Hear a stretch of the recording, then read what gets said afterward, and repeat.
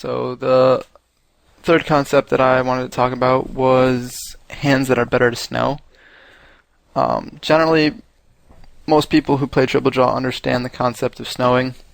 If not, it's just obviously betting with a bluff all the way through in hopes that someone folds whatever hand that they have.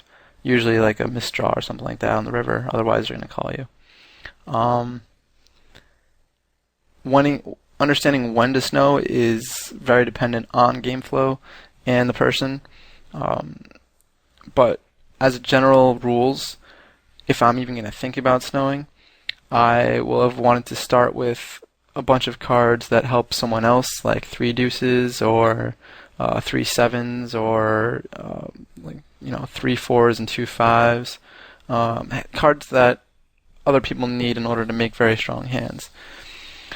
This is just your basic game theory of blockers. If you have them, then they can't possibly have them, making their hand a lot weaker. So having wheel blockers is a great. I would probably fold this hand. It's really marginal, but I get stuck playing it.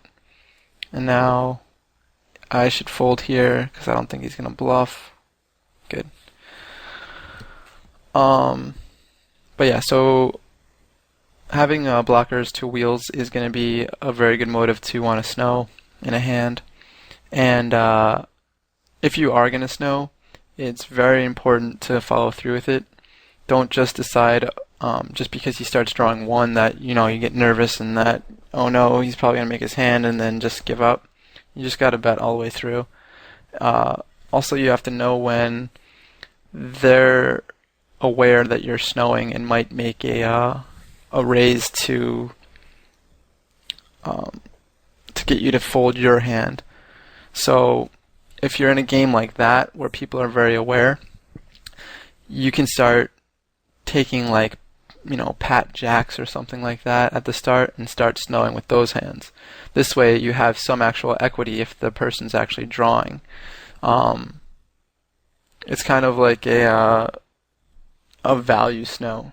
It's a good move to have in your repertoire just because people will catch on to the fact that you're snowing. And if they do catch on and they're still drawing but they want to try and make some kind of play at you in position, then you have that option to 4 bet or 3 bet and pat again to hopefully make them break their weak 10 that they wanted to make you break your hand, or they're still drawing because they were trying to make you break. So it's a very tricky move that I would definitely incorporate into your playbook once in a while. You'll find it very useful against people who are very aware of snowing, because it's really tough to have a pat hand in triple draw. And if you pat right away, that throws up flags immediately.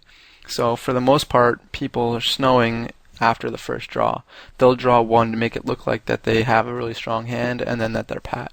This is a lot easier to balance than to just straight away pat a hand and bet all the way through, because that looks really bluffy.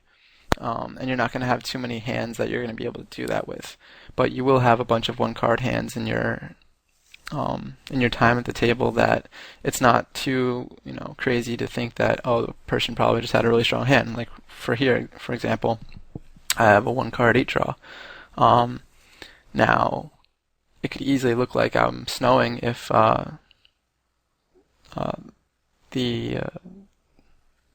big blind folded and it got heads up with white horse, and then I patted after the first draw. That could really look like a snow.